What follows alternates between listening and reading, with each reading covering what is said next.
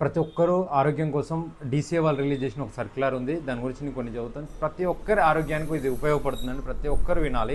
DCA వాళ్ళు release చేసిన circular, drug control authority వాళ్ళు, తెలంగాణ వాళ్ళు, ప్రజా అవగాహన, యాంటీమైక్రోబయల్ రెసిస్టెన్స్, పెరుగుతున్న ఆరోగ్య ముప్పు, ఏఎంఆర్ను ఎదుర్కోవడంలో ప్రజల పాత్ర, డాక్టర్ సూచనతోనే యాంటీబయాటిక్స్ వాడండి, అర్హత కలిగిన వైద్యులు రాసినప్పుడు మాత్రమే యాంటీబయాటిక్స్ వాడాలి, సరైన ప్రిస్క్రిప్షన్ అంటే డాక్టర్ చిట్టి ఉంటేనే మెడికల్ షాప్లో యాంటీబయాటిక్స్ కొనాలి, వైద్యుల సలహా లేకుండా నేరుగా మెడికల్ షాప్లో కొనండి, స్వయంగా మందులు వాడకండి అని ఇది చెప్పడం వల్ల ఇంకా చాలా చెప్పారు. దీంట్లో నకిలీ డాక్టర్ల దగ్గర తీసుకోవద్దు, ఎక్కడ తప్పుదారిగా వాడొద్దు అని చెప్పారు. కొన్ని నకిలీ డాక్టర్స్ రాసిన అసలు మెడిసిన్ తీసుకోవద్దు, పేషెంట్ డైరెక్ట్గా వెళ్ళి పర్చేస్ చేయొద్దు, ఇలాంటి సలహాలు ఇచ్చారు. యాంటీబయాటిక్స్ వాడాలంటే డాక్టర్ సలహా తప్పనిసరి అని చెప్పారు.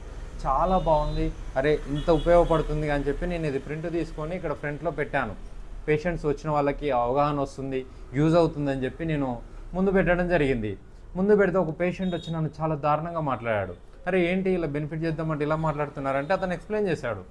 ఏం చెప్పాడయ్యా అంటే, అర్హత కలిగిన వైద్యుడు రాసినప్పుడు మాత్రమే యాంటీబయాటిక్స్ వాడాలి అనగానే అతను చెప్పాడు పేదోళ్ళు ఉంటాడు, మరి డాక్టర్ దగ్గరికి ఎట్లా అంటే గవర్నమెంట్ హాస్పిటల్స్ ఉన్నాయి కదా అని చెప్పాను నేను. గవర్నమెంట్ హాస్పిటల్స్ ఉన్నాయంటే ఆయన ఒక వీడియో చూపించాడు. అదేం వీడియో అంటే,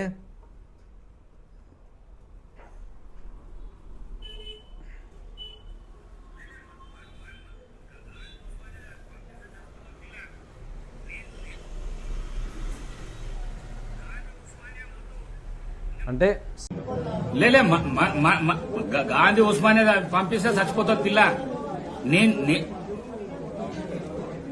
గాంధీ ఉస్మానియా వద్దు, మనం పోతామా? నువ్వు పోతావా గాంధీ ఉస్మానియాకు? గాంధీ ఉస్మానియాకు పోవద్దు పిల్ల, గాంధీ ఉస్మానియాకు మనం పోతామా? పోతే బతకరు, చస్తారు అని చెప్తున్నాడు. అంటే నెగ్లిజెన్సీ ఉంటుంది, డాక్టర్స్ ట్రీట్మెంట్ సరిగా ఉండదు, వాళ్ళు ప్రైవేట్ క్లినిక్స్, ప్రైవేట్ హాస్పిటల్స్ పెట్టుకొని గవర్నమెంట్ హాస్పిటల్ ఏ పేషెంట్ని కూడా ప్రాపర్గా ట్రీట్మెంట్ చేయట్లేరు అనేది గౌరవ స్పీకర్ గారి ఉద్దేశం. ఎందుకు చెప్పాడు అతను అంటే 100% అతను నిజం చెప్పాడు. ఎందుకంటే వాళ్ళకి సంబంధించిన వ్యక్తులు ఎవరు హాస్పిటల్కి వెళ్తున్నారు కాబట్టి అక్కడికి వెళ్తే వాళ్ళకి ట్రీట్మెంట్ సరిగా అందకేమైనా ప్రాబ్లం అవుతుంది అనే భయంతో వాళ్ళని కాపాడుకోవాలనే ఉద్దేశంతో, మంచి ఆలోచనతో అతను చెప్పాడు. ఎందుకంటే అతను ఒక్కంతో వచ్చి ఒక స్పీకర్ వచ్చి వ్యవస్థల్ని, హాస్పిటల్స్ని మార్చలేడు. సో ఉన్న వాస్తవాన్ని అతను చెప్పాడు. మరి ఒక గవర్నమెంట్ హాస్పిటల్లో ప్రాపర్ ట్రీట్మెంట్ అందని పేదవాడు ఎక్కడికి వెళ్ళాలి? ప్రైవేట్ హాస్పిటల్స్లోకి వెళ్తే ఫార్మా కంపెనీలకు అమ్ముడుపోతున్న డాక్టర్లు లేరని మీరు ఎంతమంది చెప్పగలుగుతారు? ఆ డాక్టర్లు ఎన్ని కోర్సులు ఇష్టానుసారంగా రాస్తున్నారు. కంపెనీకి అనుగుణంగా ఇన్ని డేస్ వాడండి అని చెప్తే వాళ్ళకి చెక్కులు ఇస్తే ఎంతమంది డాక్టర్లు రాయట్లేరు? అంటే డాక్టర్లు అమ్ముడుపోని డాక్టర్లు ఎవరైనా మీరు సలహాలు ఇవ్వగలుగుతారా? లేదా పూర్తిగా ప్రతి పేదవాడికి డాక్టర్ వచ్చి ప్రిస్క్రిప్షన్ రాసేంత వైద్య సదుపాయాన్ని మీరు కల్పించగలుగుతారా? గ్రామాలలో వాళ్ళకి ఏదైనా సరైన ప్రాబ్లం వస్తే అట్లీస్ట్ ట్రైన్ అయినా ఆర్ఎంపీ అయినా ప్రాపర్గా నాలెడ్జ్తో ఒక మెడిసిన్ ఇస్తే, మంచి అవగాహన ఉన్న ఆర్ఎంపీ మెడిసిన్ ఇస్తే వాళ్ళకి తగ్గి వాళ్ళ పనులు వాళ్ళు చేసుకొని ఆరోగ్యంగా ఉంటారు. మరి మీరు చెప్పిన ప్రకారమే చూస్తే గవర్నమెంట్ హాస్పిటల్కి వెళ్తే అక్కడ పట్టింపు లేదు, ప్రైవేట్ సెక్టర్కి వెళ్తే అక్కడ ఫార్మా కంపెనీలకు అమ్ముడు పోయి విచ్చలవిడిగా ఒక్కరోజు వాడాల్సిన మెడిసిన్ని 5 రోజులు వాడాల్సింది సంవత్సరానికి, నెలకి, 6 నెలలకి మెడిసిన్స్ రాస్తున్నారు. మెడిసిన్ కుప్పే ఎంత అవుతుంది? ఒక 10,000 మెడిసిన్ తీసుకొని ఇంటికి వెళ్తున్నారు ఒక్కొక్కరు. మరి దీని మీద మీ అవగాహన ఏంటి? ప్రజల్ని ఎలా కాపాడదాం? సో పేషెంట్ ఒకసారి చూయించుకున్నాడు, ఒకటికి 500 డాక్టర్ ఫీజు కట్టగలిగాడు, చూయించుకున్నాడు, అతనికి మెడిసిన్ రాశాడు, ఆ సారికి తగ్గింది. దాని తర్వాత వాడు కొనాల్సిన 10 రూపాయల మెడిసిన్కి లేదా 20 రూపాయల యాంటీబయాటిక్కి పేషెంట్స్ కూడా ఎవరు వారం కోర్సు, 5 రోజుల కోర్సు ఎవరు వాడట్లే, 1 టైం 2 టైం వాడుతున్నారు. మళ్ళీ పూర్తి కోర్సు వాడాలంటే అడిగి తగ్గిన తర్వాత ఎందుకు వాడాలంటున్నాడు? నేను ఆరోగ్యంగా ఉన్నా, నాకు రిపీట్ అవ్వట్లే, లాస్ట్ టైం 2 టాబ్లెట్స్ యూజ్ చేస్తా, తగ్గిపోయింది, మళ్ళీ ఈ ఇయర్ వచ్చింది ఈ సంవత్సరం, దీనికోసం నేను డాక్టర్ దగ్గరికి వెళ్ళాలా, 500-1000 రూపాయలు డాక్టర్ ఫీజు కట్టాలని అడుగుతున్నాడు. ఎక్కడైతే పేషెంట్కి అవగాహన ఉండదో తప్పకుండా డాక్టర్ సలహా తీసుకోవాలి. అవగాహన లేకుండా వచ్చే వాళ్ళు చాలా తక్కువ మంది ఉంటారు. ప్రతి ఒక్కరికి ఆరోగ్యం మీద దృష్టి ఉంది, ప్రతి ఒక్కరికి ఆరోగ్యాన్ని చూసుకోవాలనే తాపత్రయం ఉంటుంది. ఈ అవగాహన అనేది కొంతమంది నాకు చెప్పిన దాని ప్రకారము ఈ ప్రిస్క్రిప్షన్ ఉంటేనే ఫార్మసీలలో ఫార్మసిస్ట్ మెడిసిన్ అమ్మాలి అనే పదాన్ని కూడా మెన్షన్ చేయలే.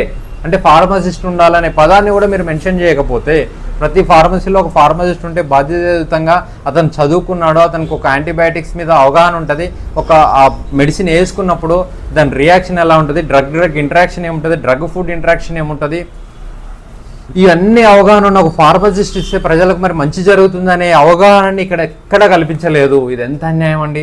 అంటే వీళ్ళ ఉద్దేశం ఏంది, డైరెక్ట్గా నువ్వు యాంటీబయాటిక్ అమ్మినావు, సో నీకు రైట్ లేదు, మేము ఫైన్ వేస్తాం, చలాన్ వేస్తాం అని ఇబ్బందులు పెట్టే విధంగానే ఈ పాంప్లెట్ నాకు పేషెంట్ వచ్చిన తర్వాత కనిపించింది తప్ప ఎక్కడ కూడా ప్రజల కోసం పెట్టినట్టుగా కనిపించలే. అంటే 10 రూపాయలు, 20 రూపాయలు లేదా 100 రూపాయల లోపు మెడిసిన్స్ని ఒక పేషెంట్ యాంటీబయాటిక్, ఒక జలుబు మాత్ర లేదా ఒక వైరల్ ఫీవర్ వస్తే లేదా ఇంకోటి వాళ్ళకి తెలిసింది కొనుక్కోవాలి అంటే అతను డాక్టర్ దగ్గరికి వెళ్ళాలి, 500 1000 రూపాయలు ఆడ ఫీజు కట్టాలి, ఆడ రాసిన తర్వాత కోడి గీకినట్టు గీకుతాడు, అదేం అర్థం కాదు.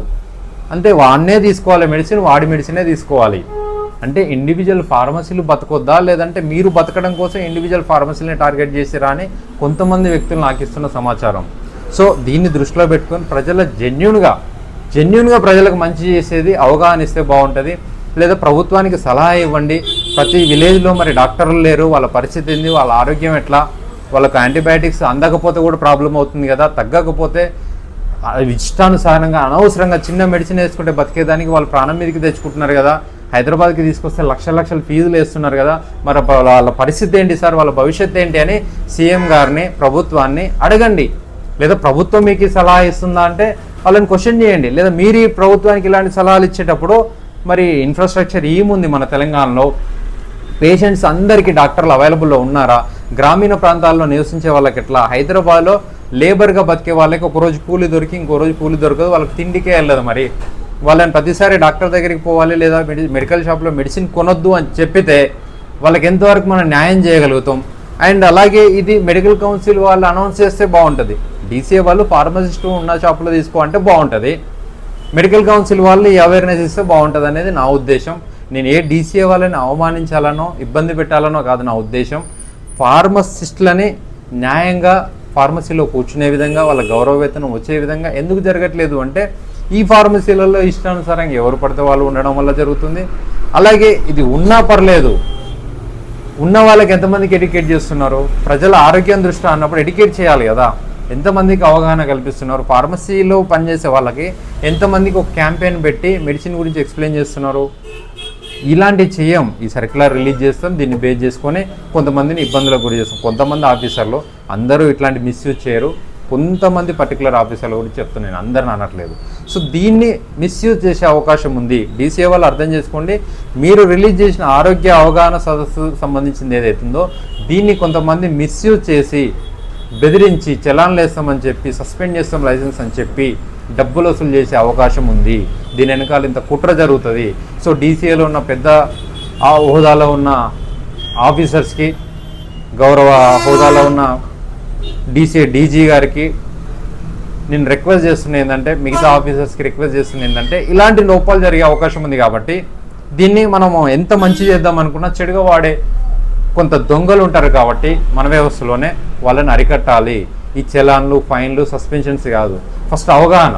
ప్రజలకి మనం మంచి చేయాలనుకున్నప్పుడు అవగాహన. ఎందుకంటే ఒక్కసారిగా ఫార్మసిస్టులే ఉండాలి అంటే ఎమర్జెన్సీ వస్తుందేమో, ఇన్ని ఫార్మసీలు ప్రజలకు ఇబ్బంది అవుతుందేమో అని అనుకున్నాం కదా మనం గతంలో. సో మరి ఒకేసారి వాళ్ళు పేషెంట్లు డాక్టర్ దగ్గరనే చూపించుకోవాలి, అది క్వాలిఫైడ్ డాక్టర్ దగ్గరనే, ఊర్లో ఆర్ఎంపీ దగ్గరికి వెళ్ళొద్దు, లేదా సిటీలో చూసే ఎక్స్పీరియన్స్ ఉన్న ఏదైనా ఎక్స్పీరియన్స్ తీసుకొని ప్రాక్టీస్ చేస్తున్న డాక్టర్ల దగ్గర చూపించుకోవద్దు అని చెప్పారు కదా. ఆ పేద కుటుంబాలకు మనం ఏ విధంగా న్యాయం చేద్దాం, వాళ్ళకి ఎలా రెసిస్టెన్స్ పవర్ని డెవలప్ చేసి ప్రాబ్లం రాకుండా ఎలా ట్రీట్మెంట్ చేద్దాం, మనందరం కలిసి చేద్దాం. ఎందుకంటే ఫార్మసీలు ప్రజలతో లింకప్ అయి ఉన్నాయి, ఆఫీసర్లు ఫార్మసీలు కమాండ్ చేస్తారు. సో మనందరం కలిసి చేస్తే ప్రజల భవిష్యత్తుని, ప్రజల ఆరోగ్యాన్ని కాపాడగలుగుతాం. కాబట్టి దీని మీద డీసీఏ వాళ్ళు ఏ విధంగా ముందుకెళ్తే బాగుంటుంది, నిజంగా నిజాయితీగా ప్రజలకు ఏ విధంగా న్యాయం చేస్తాం అనే దాన్ని ఒకసారి ఆలోచించి పునఃపరిశీలన చేసుకొని ఒక మంచి సర్క్యులర్ రిలీజ్ చేసి అండర్స్టాండింగ్తో వెళ్తే బాగుంటుందని నేను కోరుకుంటున్నా. అలాగే ఈ మధ్యలో కొంతమంది ఎవరైతే పర్సనల్ బెనిఫిట్స్ కోసము బెదిరిస్తూ సొంత లాభాల కోసం ప్రయత్నిస్తారో వాళ్ళ మీద కూడా కఠిన చర్యలు తీసుకోవాలి. ఇలాగే ఫార్మసిస్టులను కావాలని బెదిరించి వీడు ఎక్స్ట్రా చేస్తున్నాడు, వీనికి అది చెప్తా ఇది చెప్తా, వీడు ఇది మెయింటైన్ చేయలేదు అది మెయింటైన్ చేయలేదని బెదిరించాలని కొంతమంది ఆఫీసర్లు చూస్తున్నారు. దాన్ని కూడా దృష్టిలో చూసుకొని కొంచెం వాళ్ళకు కూడా చెప్పండి. ఎందుకంటే ఎవరు ఇక్కడ విచ్చలవిడి ఎవరు అమ్మట్లా, ఎక్కడ ఎవరు అమ్ముతున్నారు, ఏం చేస్తున్నారు అనేది మీకు తెలుసు. వాళ్ళని చూస్తున్నట్టుగా వదిలేస్తున్న పరిస్థితులు కూడా తెలుసు. ఫార్మసీలు నడుపుతున్నప్పుడు అందులో రిజిస్టర్డ్ ఫార్మసిస్ట్ ఉండాలని కూడా మీకు తెలుసు. అవి కూడా లేని అవగాహన మీ దృష్టిలో ఉంది. అది చట్టంలో ఉన్న ఇంప్లిమెంట్ అవ్వట్లేదు. ఇవన్నీ తెలుసు. మరి ప్రజల ఆరోగ్యాన్ని కాపాడడం కోసం అది రిలీజ్ చేశారు. కానీ అది ప్రాపర్గా ఉండాలి. ఎంతవరకు ఇది పాసిబిలిటీ అవుతుంది? తెలంగాణ రాష్ట్రంలో మన మౌలిక సదుపాయాలు ఎంతవరకు ఉన్నాయి, డాక్టర్లు ఎంత అవైలబుల్ ఉన్నారు, అండ్ కమర్షియల్ అవ్వకుండా పేదలు లేదా పేషెంట్ ఓరియంటెడ్ చూసే డాక్టర్స్ ఎంతమంది ఉన్నారు అనేది దృష్టిలో పెట్టుకుని డాక్టర్ దగ్గరికి వెళ్ళమంటే బాగుంటుంది. లేదా ఎవరి లైఫ్లో వాళ్ళకి తెలుసు. ప్రజలకి ఇబ్బంది అయిన రోజు ప్రభుత్వం మీద పోరాటాలు చేస్తారు, వాళ్ళ హక్కుల్ని వాళ్ళు కల్పించుకుంటారు. రెసిస్టెన్స్ పవర్ మిస్యూజ్ చేసుకోవద్దు. అండ్ అలాగే ఫార్మసిస్టులు అందరికీ అండ్ అనెథికల్గా నడుపుతున్న ఫార్మసీ ఓనర్స్ కూడా నేను చెప్తున్నా ఏంటంటే, మీరు మీ బిజినెస్ల కోసం నడపచ్చు, కానీ ప్రజలు అనేటోళ్ళు మన కుటుంబం లాంటి వాళ్ళు మన దగ్గరికి వస్తున్నారంటే మన ఫ్యామిలీ. సో అతనికి విచ్చలవిడిగా మీరు అవగాహన లేకుండా యాంటీబయాటిక్స్ కానీ ఇంకోటి కానీ ఇవ్వద్దు. ప్రాపర్ మెడిసిన్, పేషెంట్ వచ్చిండు, అతనికి ఉన్న సమస్య ఏంటి, ఎంతవరకు తగ్గుద్ది, దీనివల్ల అతనికి ఏమైనా సైడ్ ఎఫెక్ట్స్ ఉంటాయో తెలుసుకొని అవగాహనతో ఇస్తే అందరూ బాగుంటారు. ప్రజలు ఆరోగ్యంగా ఉంటేనే భవిష్యత్తు బాగుంటుంది, రాష్ట్రం బాగుంటుంది. వాళ్ళు మన దగ్గరికి వచ్చి మనకు 10 రూపాయలు బిజినెస్ చేస్తున్నప్పుడు వాళ్ళ ఆరోగ్యం కూడా మన కుటుంబ సభ్యులు, మన ఫ్యామిలీ లేదా మన లైఫ్ అనుకునే మెడిసిన్ ఇవ్వాలి, కానీ విచ్చలవిడిగా ఎవ్వరు ఇవ్వద్దని నేను రిక్వెస్ట్ చేస్తున్నాను. Thank you all.